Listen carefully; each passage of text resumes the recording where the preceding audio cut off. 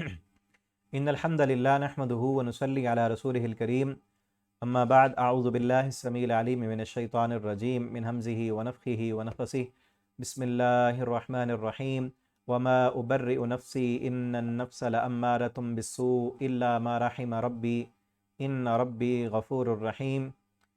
आज इंशाअल्लाह 13वें पारे की तफ़सीर का ख़ुलासा आपके सामने पेश करना है। आप ख़ुद भी समाअत फ़रमाएँ और आगे भी अपने दोस्तों के साथ शेयर करें। सूरह यूसुफ़ चल रही है, इसमें बहुत सारे सबक हैं, बहुत सारे पैगाम हैं। ख़ुसूसन सूरह यूसुफ़ का जो पैगाम है उसको ख़ुद भी समझें, उस पर अमल करें और दूसरों तक भी पहुँचाएँ। पैगाम यूसुफ़ क्या, यूसुफ़ का किस्सा अक्सर मुसलमानों का आता है और बड़ी दिलचस्पी के साथ हम यूसुफ़ अलैहिस्सलाम का वाक़या सुनते हैं, लेकिन आज पैगाम सूरह यूसुफ़ क्या है? ठीक है, कल भी हमने पढ़ा था वाक़या यूसुफ़, उसमें क्या क्या सबक हासिल होते हैं उन पर गौर किया था। आज अगले पारे में जो हिस्सा है उसे भी हम देखते हैं और पूरे यूसुफ़ का खुलासा चंद पॉइंट में वो आपके सामने इंशाअल्लाह पेश करना है। यूसुफ़ अलैहिस्सलाम की ज़िंदगी के 3 हिस्से हैं। पहला हिस्सा अपने घर में, दूसरा हिस्सा मिस्र में ग़ुलाम की हैसियत से और कैदी की हैसियत से, और तीसरा हिस्सा मिस्र के हुक्मरान की हैसियत से। अब इस 13वें पारे में वही हिस्सा है जिसमें यूसुफ़ अलैहिस्सलाम एक हुक्मरान की हैसियत से थे, उसका तज़किरा है। और जो पहले लफ्ज़ हैं वमा उबर्रिउ नफ़्सी इन्नन नफ़्स लअम्मारतुम बिस्सू, इसका माना भी यही है।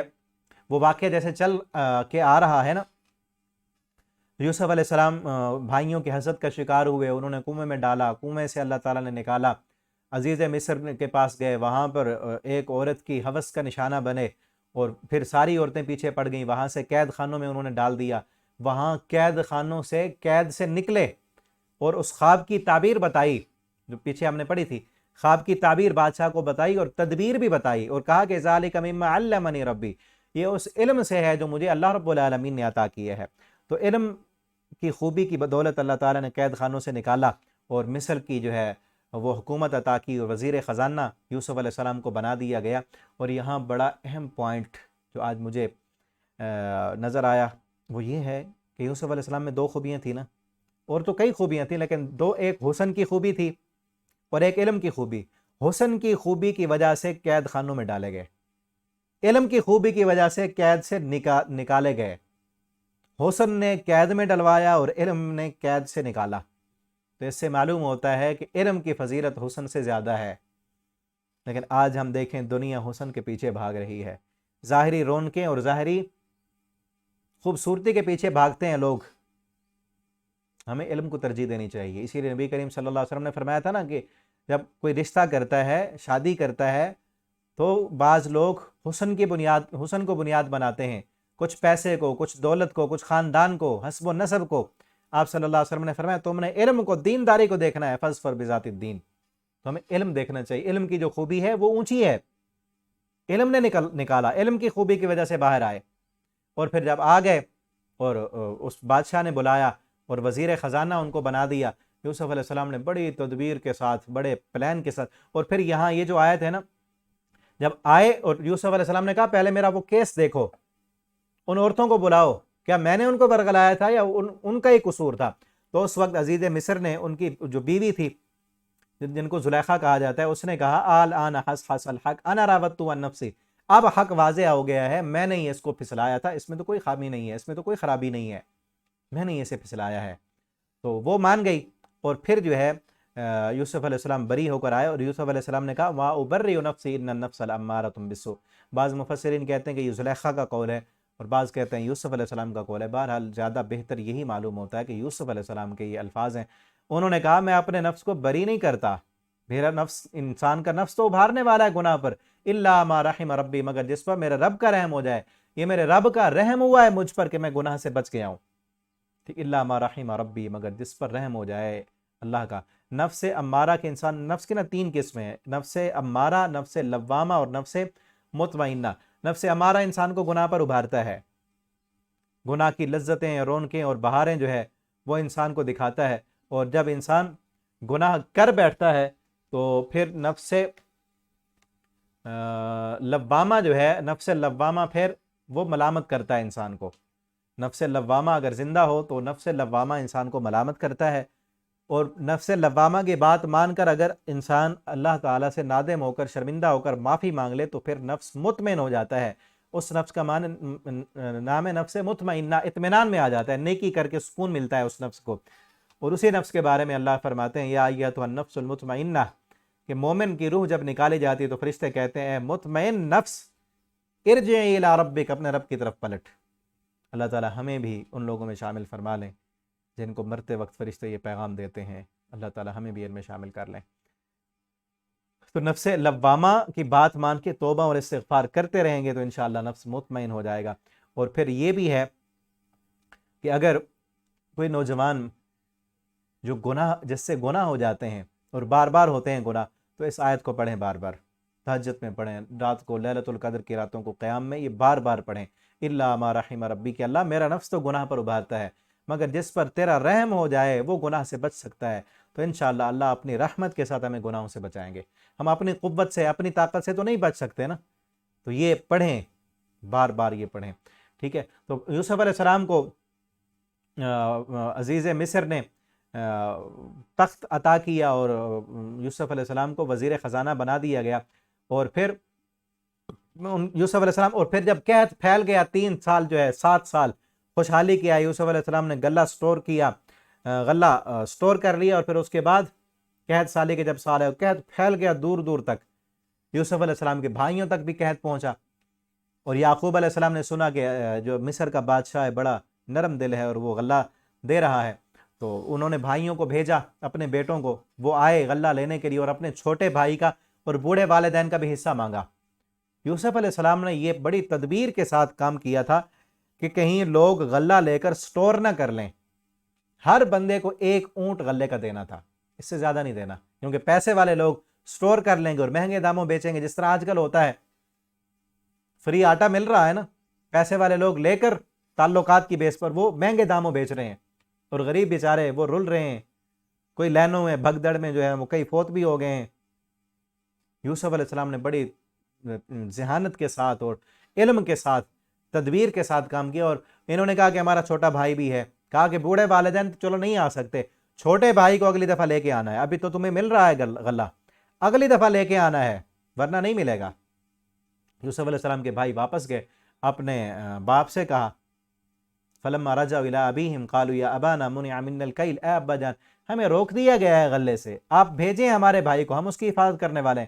یعقوب علیہ السلام کے غم زخم پھر تازہ ہو گیا کہ یوسف کے ساتھ اس کے بارے میں تم کہتے تھے نا انا لہ لحافظون، ہم حفاظت کرنے والے ہیں، اب اس کی کیا حفاظت کرو گے؟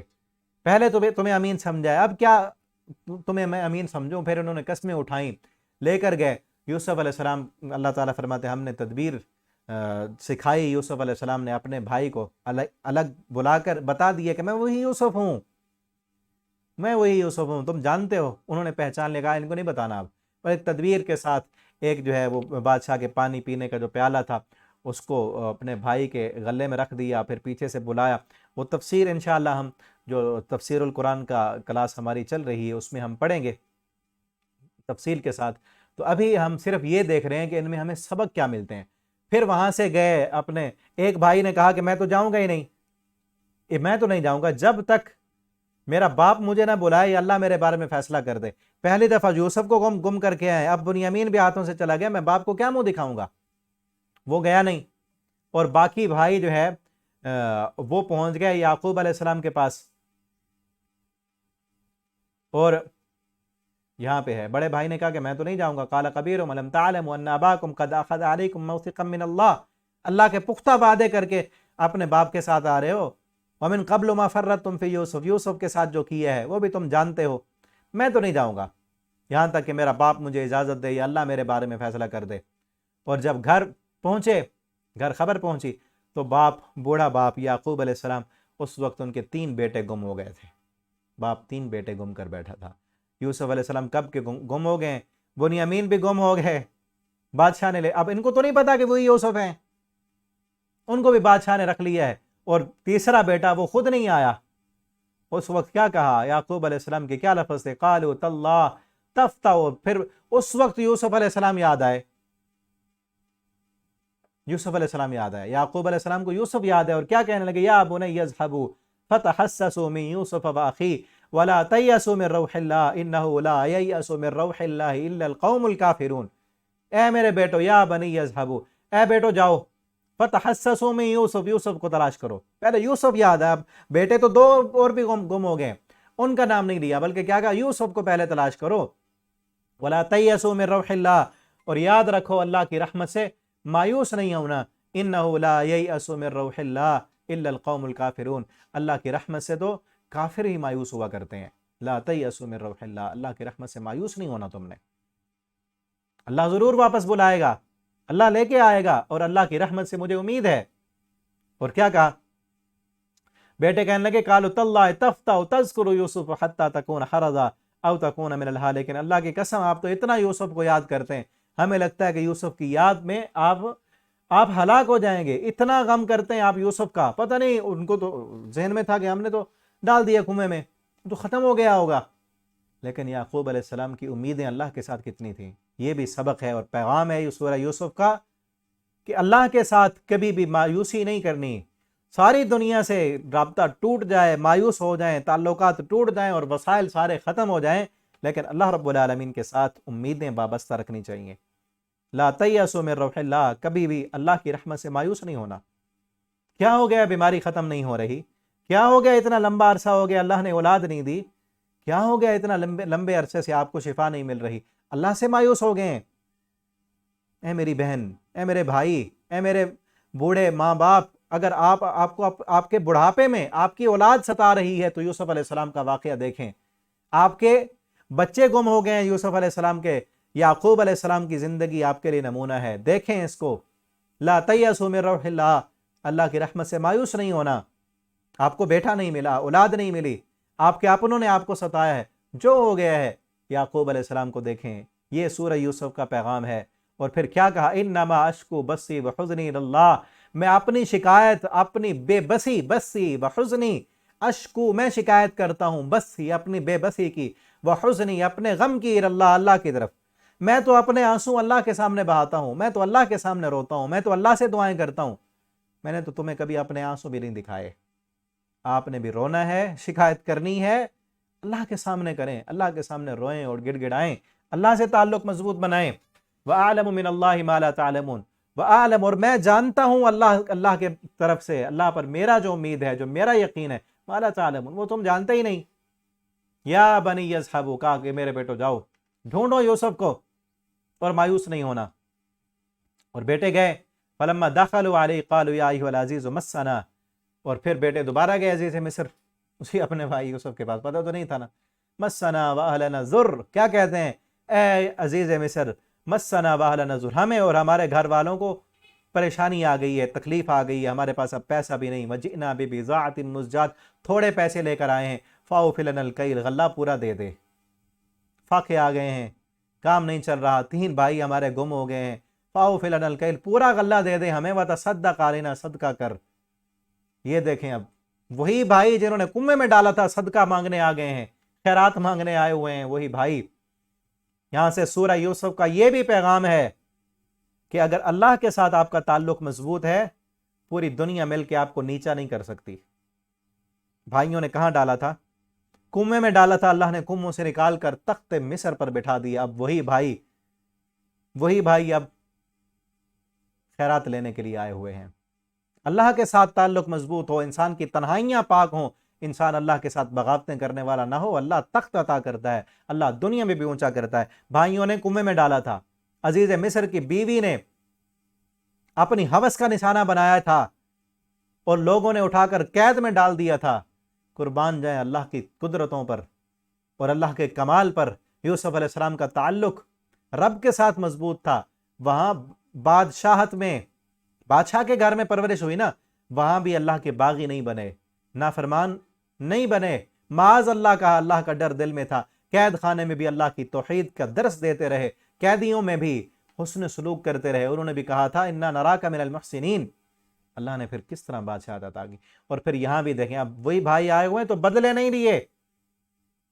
پیغام یوسف یہ بھی ہے کہ اپنے اگر ستائیں تو اپنوں کے ساتھ، رشتہ داروں کے ساتھ اچھا سلوک کرنا ہے۔ بھائیوں کے ساتھ کیا سلوک کیا ہے؟ اب کیا کہا؟ میں پکڑوں گا، قید کروں گا، تم وہی ہو، میں بدلے لوں گا تم سے؟ نہیں، یوسف بنو۔ اگر بھائی ستائیں، بھائی تمہارا حق مار لیں، بھائی چاہے کنویں میں ڈال لیں، قتل کے پلان بنائیں، بھائیوں کے ساتھ ویسا سلوک کرنا ہے جیسے یوسف علیہ السلام نے کیا تھا، اللہ آپ کو بھی دنیا میں عظمتیں عطا کرے گا، بلندیاں عطا کرے گا آپ کو۔ اب دیکھیں نا، وہی بھائی ہیں نا، انہوں نے بھی حسد کیا تھا نا۔ حسد کرنے والے فقیر ہو جایا کرتے ہیں، جن کے ساتھ حسد کیا جائے اللہ انہیں بادشاہ بنا دیتا ہے۔ حسد انہوں نے کیا تھا۔ حسد نہیں کرنا، یہاں سے یہ بھی درس ملتا ہے، حسد نہیں کرنا ورنہ رب فقیر بنا دے گا۔ کسی سے حسد نہیں کرنا، اللہ نے کسی کو مقام دیا ہے۔ انہوں نے حسد کیا تھا یوسف علیہ السلام کے حسن سے، یوسف علیہ السلام کی باپ کے ساتھ جو محبت تھی اس سے حسد کیا، اللہ نے فقیر بنا دیا۔ اور صدقہ مانگ رہے تھے، ان اللہ یجزی المتصدقین، اللہ صدقہ کرنے والوں کو جزا دیتا ہے۔ یوسف علیہ السلام نے کیا کہا کہ بدلے لوں گا؟ نہیں۔ اور پھر یوسف علیہ السلام نے کہا کہ اب وقت آ گیا کہ ان کو بتائیں تو صحیح، حال علمتم ما فعلتم بیوسف۔ یوسف علیہ السلام نے ایسے دیکھا، اوے جانتے ہو کہ یوسف کے ساتھ کیا کیا تھا تم نے؟ اب یہ نہیں کہا کہ یوسف کدھر ہے یا کون ہے یا کیا ہے، کہا کہ جانتے ہو یوسف کے ساتھ کیا کیا تھا؟ باقی اس کے بھائی کے ساتھ انتم جاہلون۔ اب ان کو عذر بھی دے رہے ہیں کہ کہیں یہ شرمندہ نہ ہو۔ کیا کہا؟ اذ انتم جاہلون، جب تم جاہل تھے، جب تمہیں پتہ نہیں تھا، بھول میں تم نے یہ کر لیا تھا، تمہیں شیطان نے بہکا دیا تھا۔ دیکھیں نا، ان کو ان کے گناہ پر ملامت بھی نہیں کر رہے، بلکہ کیا کر رہے ہیں؟ اذ انتم جاہلون، جب تم جاہل تھے، تمہیں پتہ نہیں تھا۔ اب یہ بھی بڑے سمجھدار تھے اور ذہین تھے، جب یہ دیکھا نا کہ یہ کیا کہہ رہا ہے، اس کو کیا پتا یوسف کا، کہاں کدھر ہم نے ڈالا تھا کنویں میں، اور جیسے دیکھا تو کیا کہا؟ قالوا اِنَّكَ لَأَنْتَ یوسف، کہنے لگے اِنَّكَ لَأَنْتَ یوسف، لگتا ہے تو یوسف تو نہیں ہے۔ اِنَّكَ، کیا شاید بے شک تو، لَأَنْتَ، البتہ تو ہی، یوسف ہے۔ قال انا یوسف، یوسف علیہ السلام نے کہا ہاں میں یوسف ہوں، وانا اخی، اور یہ میرا بھائی ہے۔ قد من اللہ علینا، اللہ نے ہم پر احسان کیا ہے، ہمارا کوئی کمال نہیں، اللہ نے ہم پر احسان کیا ہے۔ انہ من یتقی ویصبر، اور یوسف علیہ السلام نے یہ پیغام دیا ہے کہ اللہ احسان کس پر کرتا ہے، اللہ دنیا میں بلندیاں اور عظمتیں اور شان اور مقام کن کو عطا کرتا ہے؟ انہ من یتقی، جو اللہ سے ڈر جائے، ویصبر، صبر کرے، فإن اللہ لا یضیع اجر المحسنین، اللہ ایسے احسان کرنے والوں کا اجر کبھی ضائع نہیں کرتے۔ جو ڈر جائے اور صبر اختیار کرے، صبر کرے، آج ہم صبر نہیں کرتے، بے صبرے ہو جاتے ہیں، جو صبر کرے اللہ اس کے اجر کو کبھی ضائع نہیں ہونے دیتے۔ تو پیغام یوسف یہ ہے، سب سے پہلا پیغام یہ ہے کہ اللہ کا دامن، اللہ کے ساتھ تعلق یہ نہیں ٹوٹنا چاہیے، انسان کا عقیدہ توحید جو ہے اس میں کسی قسم کا خلل نہیں آنا چاہیے، چاہے حالات جیسے بھی آ جائیں۔ یعقوب علیہ السلام پر کتنی پریشانیاں آ گئیں، لیکن مدد کس سے مانگی؟ واللہ المستعان۔ ابراہیم علیہ السلام بابا، ان کے بابا تھے نا، کیا ان کی قبر نہیں تھی؟ ان کی قبر پر نہیں گئے، ان کے واسطے اور وسیلے سے نہیں مانگا، واللہ المستعان، مدد اللہ سے مانگی ہے۔ فصبر جمیل، کا صبر ہی اچھی چیز ہے، توحید کا دامن نہیں چھوڑا، اللہ کے ساتھ تعلق نہیں توڑا، اپنا عقیدہ خراب نہیں کیا، اللہ کے ساتھ کسی کو شریک نہیں کیا، کہا کہ ایک اللہ۔ یوسف علیہ السلام نے قید خانوں میں بھی اللہ کی توحید کی دعوت دی ہے، توحید کا پیغام دی ہے۔ سورہ یوسف کا پیغام پیغام توحید ہے، سورہ یوسف کا دوسرا پیغام پیغام صبر ہے۔ صبر کرنا ہے، زندگی میں مشکلات آئیں گی، پریشانیاں آ سکتی ہیں، اللہ اپنے پیاروں کو آزماتے ہیں، تکلیفیں، بیماریاں، اپنوں کی جدائی، اپنوں کا حسد، کتنی یوسف علیہ السلام کو، یعقوب علیہ السلام کو تکلیفیں ملی، اپنے ہی بیٹوں نے بھائی کو گم کر دیا ہے، اور قید خانوں میں ڈالا گیا یوسف علیہ السلام کو، کتنا صبر کیا۔ اور انسان کا نفس ابھارتا ہے، گناہ کی دعوتیں مل رہی ہیں، موقع بھی ہے، حسن بھی ہے، جوانی بھی ہے، سب کچھ ہے، لیکن صبر کیا ہے، گناہ نہیں کیا، اس پر صبر کیا ہے۔ قید خانوں میں ڈالے گئے ہیں، وہاں بھی صبر کیا ہے، اپنے ساتھیوں کے ساتھ بھی اچھا سلوک کیا ہے۔ تو پیغام یوسف پیغام صبر ہے، پیغام توحید ہے۔ اور دوسرا پیغام یوسف، سورہ یوسف کا پیغام یہ ہے کہ اپنے رشتہ داروں کے ساتھ اچھا سلوک کرنا ہے، ہمیشہ ہر حال میں اچھا سلوک کرنا ہے اپنے رشتہ داروں کے ساتھ۔ دیکھیں یعقوب علیہ السلام کے بیٹوں نے کیا کیا تھا، یعقوب علیہ السلام نے اپنے بیٹوں کو گھر سے بھگایا نہیں، ان کو کچھ بھی نہیں کہا، فصبر جمیل، صبر کیا اور اللہ سے مدد لی ہے۔ آپ کو ستائیں، آپ کے ساتھ حسد کریں، آپ کو نیچا کرنے کی کوشش کریں، جو مرضی کریں، آپ نے ان کے ساتھ اچھا سلوک کرنا ہے۔ دیکھیں یوسف علیہ السلام نے کیا کیا، جب بھائی آئے غلہ لینے کے لیے، غلہ بھی ان کو دیا ہے، ان کو معاف بھی کر دیا۔ آگے کیا کہا، قالوا تاللہ لقد آثرک اللہ علینا وإن كنا لخاطئین قال لا تثریب علیکم اليوم، آج تم پر کوئی پکڑ نہیں ہے، میں نے تمہیں معاف کر دیا۔ یغفر اللہ لکم، اللہ بھی تم کو معاف کرے۔ ان کے لیے اللہ سے بھی دعا کی ہے، وہ ارحم الراحمین، اور رحم کرنے والا ہے۔ آپ کو کوئی ستائے، آپ کو کوئی کنویں میں ڈال کے آ جائے، آپ نے ان کے لیے دعا کرنی ہے۔ اگر آپ کے حالات ایسے ہیں کہ لوگوں نے آپ کو، ستانے والوں نے آپ کو کنویں میں ڈال دیا ہے، آپ ان کے لیے بھی دعا کریں، ان کے لیے بھی اچھا سوچیں، ان پر بھی صدقہ کریں، اللہ آپ کو دنیا میں بلندیاں عطا کرے گا۔ انہ من یتق ویصبر، صبر کریں، اللہ آپ کو بلندیاں دے گا۔ رشتہ داروں، خصوصاً رشتہ داروں کے ساتھ اچھا سلوک کریں، ٹھیک ہے نا۔ آج ہماری کمزوری کی اور پیچھے رہ جانے کی وجہ یہ بھی ہے کہ ہم رشتہ داروں کے دیے ہوئے دکھ پر صبر نہیں کرتے، بلکہ ان کو بیان کرتے رہتے ہیں، فلاں نے میرے ساتھ یوں کیا، میں اس کی دعوت پہ کیوں جاؤں، وہ تو نہیں آیا تھا، اس نے مجھے یوں ستایا، اس نے میرے اوپر یہ کیا، فلاں کیا۔ پیغام یوسف کیا ہے؟ یوسف علیہ السلام کا پیغام، سورہ یوسف پڑھ کر بھی ہم یہ کہتے رہے فلاں نے میرے ساتھ یوں کر دیا، فلاں یوں کر دیا۔ یوسف علیہ السلام کا واقعہ پڑھنے کے بعد تو یہ کہ لا تثریب علیکم اليوم، لوگ ہمیں کنویں میں ڈال دیں، ہم نے ان کی مدد کرنی ہے، ہم نے ان کے لیے دعا کرنی ہے، ہم نے ان کے لیے بھی معاف کرنا بھی ہے اور معافی دینی بھی ہے ان کو۔ تو پیغام یوسف پیغام توحید ہے، پیغام یوسف پیغام صبر ہے، پیغام یوسف پیغام صلہ رحمی ہے، پیغام رشتہ داری ہے کہ رشتوں کو توڑنا نہیں، صلہ رحمی کرنی ہے۔ اور پیغام یوسف یہ ہے کہ حسن کو ترجیح نہیں دینی، علم کو ترجیح دینی ہے۔ حسن کو ترجیح دیں گے، حسن کے پیچھے پڑیں گے، حسن قید خانوں میں ڈلوا دے گا، حسن آپ کو ذلیل و رسوا کر دے گا، ٹھیک ہے نا۔ ٹھیک ہے، اچھی چیز ہے حسن بھی، اللہ تعالیٰ ان اللہ جمیل یحب الجمال، لیکن علم بھی ساتھ ہو۔ اگر یوسف علیہ السلام کے ساتھ تو دونوں خوبیاں تھیں نا، حسن بھی تھا، علم بھی تھا۔ حسن نے قید میں ڈلوایا، علم نے باہر نکالا۔ علم نہ ہو، صرف حسن ہو تو کوئی کام نہیں دے گا پھر حسن، ٹھیک ہے نا۔ علم کو ترجیح دینی ہے۔ اور اسی طرح اگر آپ ان ساری چیزوں پر عمل کریں گے، توحید آپ کی مضبوط ہے، آپ صبر کرنے والے ہیں، آپ کا اللہ کے ساتھ تعلق مضبوط ہے، آپ اپنے رشتہ داروں کے ساتھ صلہ رحمی کرنے والے ہیں، تو کیا ہوگا؟ دنیا آپ کو مٹانے کی لاکھ کوشش کرے، ساری دنیا مل کر آپ کو نیچا کرنا چاہے، پوری دنیا مل کر آپ کو نیچا نہیں کر سکتی۔ آپ کو اللہ بلندیاں دے گا، آپ کو اللہ تخت عطا کرے گا۔ اور وہی خواب جو یوسف علیہ السلام نے دیکھا تھا وہی پورا ہوا۔ پھر یوسف علیہ السلام نے ان کو قمیص دیا اپنا، جو قمیص آ کر یعقوب علیہ السلام کی آنکھوں پر لگایا گیا، تو ان کی بینائی واپس لوٹ آئی، جو رو رو کر بینائی آنکھوں کی ختم ہو چکی تھی۔ اور پھر جو ہے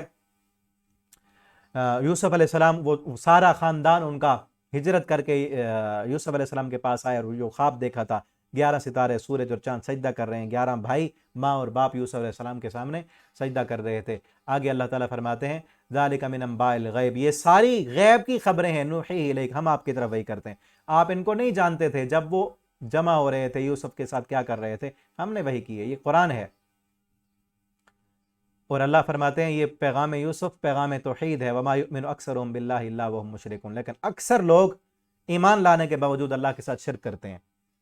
شرک نہیں کرنا، پیغام یوسف، پیغام سورہ یوسف یہ ہے کہ اللہ کے ساتھ شرک نہیں کرنا۔ اور پھر یہ کہا قل ھذہ سبیلی، یہ میرا راستہ ہے، میرے پیغمبر ان سے کہیں یہ میرا راستہ ہے، ادعو الی اللہ، میں اللہ کی طرف بلاتا ہوں، علی بصیرہ، بصیرت پر، دلائل پر، انا میں بھی، ومن اتبعنی، اور جو میرے اتباع کرنے والا ہے وہ بھی، اور سبحان اللہ، اللہ پاک ہے، وما انا من المشرکین، اور میں شرک کرنے والا نہیں ہوں۔ اور پھر آگے اس کے بعد جو ہے سورہ رعد ہے۔ سورہ رعد کے شروع میں اللہ رب العالمین نے اپنا تعارف کرایا ہے مختلف انداز میں، کہ اللہ وہ ہے جس نے آسمانوں کو بلند کیا بغیر ستونوں کے، پھر وہ عرش پر مستوی ہوا، اور اللہ وہ ہے مد الارض جس نے زمین کو بچھا دیا، پھر اس پر پہاڑوں کو گاڑا اور ہر قسم کے پھلوں کو اگایا اور تمہیں جوڑا جوڑا بنایا، اور پھر آگے فرمایا کہ جب تک انسان اپنی حالت کو خود نہ بدلے اس وقت تک اللہ رب العالمین بھی انسان کی حالت اور کیفیت کو نہیں بدلتے۔ ان اللہ لا یغیر ما بقوم حتی یغیروا ما بانفسہم، جب تک انسان خود اپنے آپ کو تبدیل کرنے کی کوشش نہ کرے اللہ بھی اس کے حالات کو نہیں بدلتے۔ ہم چاہتے ہیں کہ ہمارے حالات بدل جائیں تو اپنے آپ کو بدلنے کی کوشش کریں۔ اور پھر یہ بھی کہا کہ تمہاری حفاظت کے لیے لہو معقبات من بین یدیہ، تمہارے آگے بھی پیچھے بھی دائیں بائیں اللہ رب العالمین کی طرف سے نگران مقرر ہیں جو تمہاری حفاظت کرتے ہیں۔ اس کے بعد جو ہے آگے سورہ ابراہیم ہے، ابراہیم علیہ السلام کا تذکرہ ہے اس میں، اس لیے ابراہیم علیہ السلام کے نام پر یہ سورت اللہ رب العالمین نے نازل کی ہے۔ اور یہ کہا اس کے شروع میں وَإِذْ رَبُّكُمْ، موسیٰ علیہ السلام کا بھی تذکرہ ہے تھوڑا سا، وَإِذْ رَبُّكُمْ، آپ کے رب نے یہ حکم دیا ہے، لَإِن شَكَرْتُمْ لَأَزِيدَنَّكُمْ، کہ اگر تم اس کا شکر ادا کرتے رہو گے تو وہ تمہیں زیادہ دے گا، وَلَئِن كَفَرْتُمْ، اگر اس کی ناشکری کرو گے تو اللہ فرماتے ہیں اِنَّ عَذَابِي لَشَدِيدٌ، میرا عذاب بہت سخت ہے۔ تو ہمیشہ ہر حال میں ہمیں اللہ کا شکر ادا کرتے رہنا چاہیے۔ اللہ نے جس بھی حال میں رکھا ہے، جو بھی کیفیت ہے، اللہ کا شکر ادا کریں، اللہ وہ اس نعمت کو بڑھا دیں گے۔ اللہ نے صحت دی ہے نا، اس پر شکر ادا کریں، اللہ صحت میں اضافہ کر دیں گے، برکت عطا کریں گے۔ اللہ نے جو مال دیا ہے، جو کھانا دیا ہے، جو روزانہ دسترخوان پر ہم بیٹھتے ہیں، اس پر اللہ کا شکر ادا کریں، اور شکر زبان سے بھی ادا کریں اور اپنے کردار سے بھی ادا کریں۔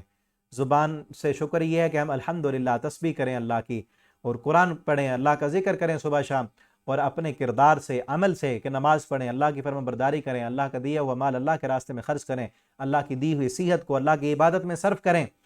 تو یہ عمل کردار کا شکر ہے۔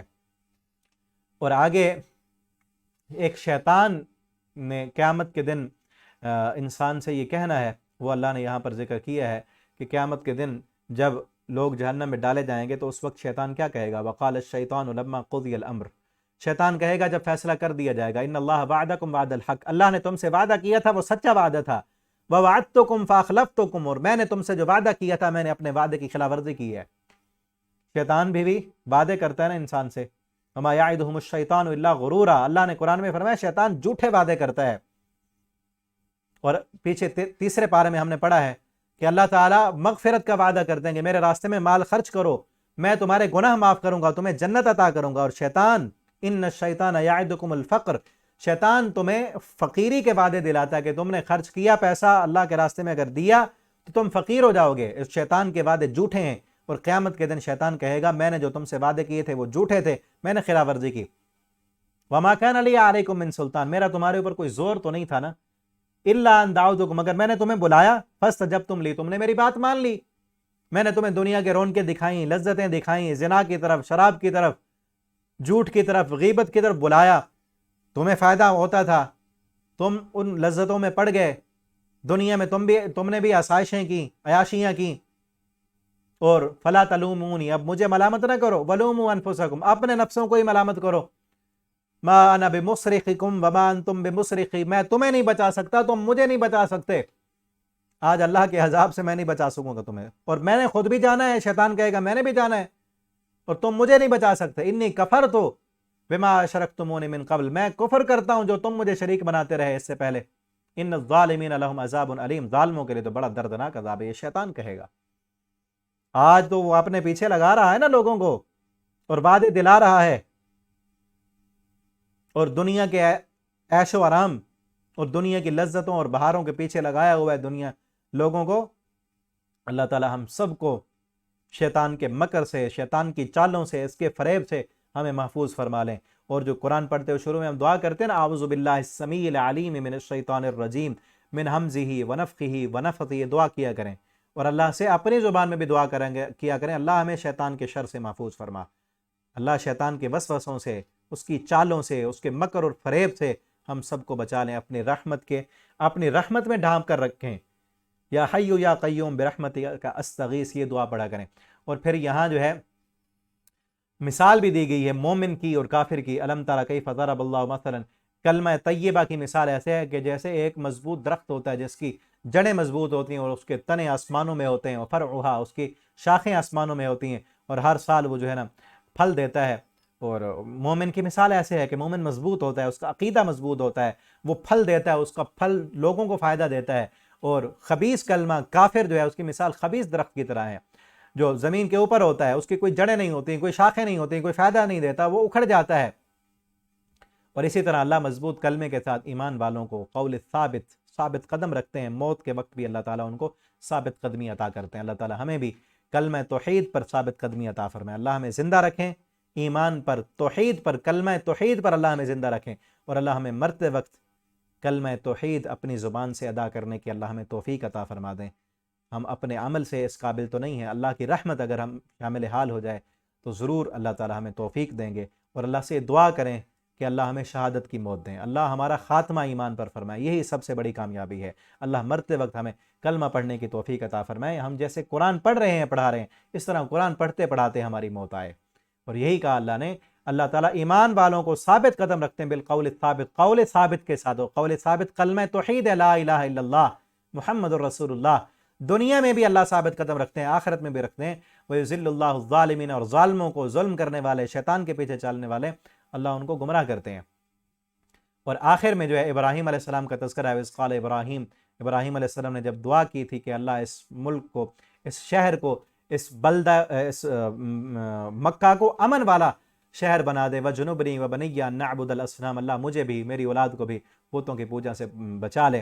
اور رب انہن اضللن کثیرا من الناس، ربنا انی اسکنت من ذریتی، جیسے کس طرح دعا کر رہے ہیں، ربنا ربنا اے ہمارے رب، انی اسکنت من ذریتی، میں نے اپنی اولاد کو یہاں ٹھہرایا ہے، بواد غیر ذی زرع، اس وادی میں جو غیر ذی زرع ہے، جہاں پر کوئی کھیتی نہیں ہوتی، بارش نہیں برستی، غیر زرعی زمین، غیر ذی زرع کیا معنی؟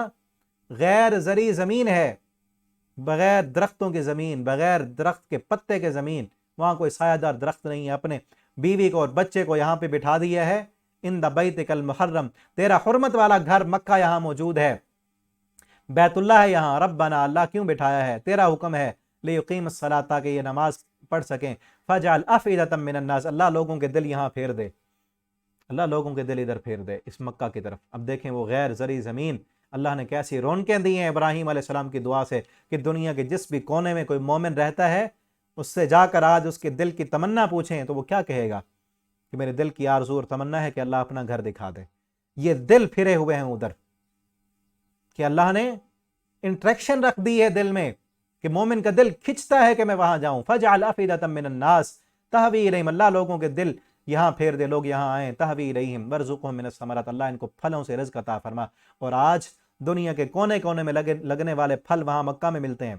اور دعا دیکھیں نا، یہاں سے بھی سبق حاصل کریں، ابراہیم علیہ السلام کیسی دعا کر رہے ہیں، کہہ رہے ہیں وادٍ غیر ذی زرع، اللہ غیر زرعی زمین ہے، یہاں درخت نہیں ہے، یہاں پانی نہیں ہوتا، اور دعا کیا مانگی؟ اللہ رزق عطا فرما، جہاں درخت نہیں ہے، رزق پھلوں کا، وارزقھم من الثمرات، اللہ پھلوں کا رزق دے، جہاں درخت نہیں پھل کہاں سے آئیں گے؟ ابراہیم علیہ السلام کیا ثابت کرنا چاہتے ہیں؟ یہ بتانا چاہتے ہیں کہ اللہ مجھے یہ نہیں پتا پھل کہاں سے آئیں گے، میرا یقین کوئی اسباب پر تو نہیں ہے، تو مسبب الاسباب ہے، مجھے یہ نہیں پتا کہاں سے آئیں گے، مجھے یہ پتا ہے تو دے سکتا ہے، تو اللہ نے دیے ہیں، آج سارے پھل وہاں ملتے ہیں، لعلہم یشکرون، تاکہ یہ شکر کر سکیں۔ ٹھیک ہے نا، آگے دعا ہے، ربنا اغفر لی ولوالدی، اللہ مجھے بھی معاف کر دے، اور اللہ میرے والدین کو بھی معاف کر دے، کب؟ یوم یقوم الحساب، جس دن حساب قائم ہو۔ تو یہ 13واں پارہ ہمارا ہو گیا، اور انشاءاللہ جس طرح تذکرہ بھی آ رہا ہے بیت اللہ کا، اللہ کے گھر کا، مکہ کا، آج انشاءاللہ، کل انشاءاللہ میں نے جانا ہے، اور بھی ساتھی ہیں، والدہ بھی ہیں میری، تو آپ سب ساتھی دعا کریں اللہ تعالیٰ ہمیں خیر و عافیت سے لے جائے، وہاں جا کر انشاءاللہ ضرور آپ کے لیے بھی دعا کریں گے۔ کل 4 اپریل کو جانا ہے، اور کل کا سبق شاید وہ ریکارڈ نہ کر سکیں تو پچھلے سال والا آپ کو سینڈ کر دیں گے، اس کے بعد انشاءاللہ وہاں پہنچ کے آپ کو سبق ریکارڈ کر کے روزانہ جس طرح کلاس چل رہی ہے وہ انشاءاللہ کوشش کریں گے کہ چلتی رہے اور سبق آپ تک پہنچتے رہیں۔ اور آپ سب دعا کریں، آپ سب کے لیے بھی ابھی بھی دعا کرتے ہیں، اللہ تعالیٰ آپ سب کو بھی وہاں اللہ تعالیٰ جانے کی توفیق دیں، بار بار اپنے گھر کا حج اور عمرہ کرنے کی، آپ سب کو، جتنے بھی میرے پاس پڑھنے والے اسٹوڈنٹ ہیں، اللہ تعالیٰ سب کو اپنی رحمت کے ساتھ لے جائیں۔ کوئی اپنے وسائل اسباب سے نہیں جا سکتا، اللہ کی رحمت سے ہی جا سکتے ہیں۔ بڑے بڑے پیسوں والے ایسے ہیں جن کو جانے کی توفیق نہیں ہوتی، کیونکہ اللہ بلاتے نہیں ان کو، وہی جاتے ہیں جن کو اللہ رب العالمین بلائیں۔ تو میری دعا ہے اللہ رب العالمین آپ سب کو وہاں بار بار جانے کی توفیق دیں، وہاں جا کر بھی آپ کے لیے دعا کریں گے، اللہ تعالیٰ ہمارا جانا بھی قبول فرمائے، اور اللہ تعالیٰ ہم سب کو قرآن پڑھنے، سمجھنے، اس پر عمل کرنے والا بنا دیں۔ آخر دعوانا الحمدللہ رب العالمین۔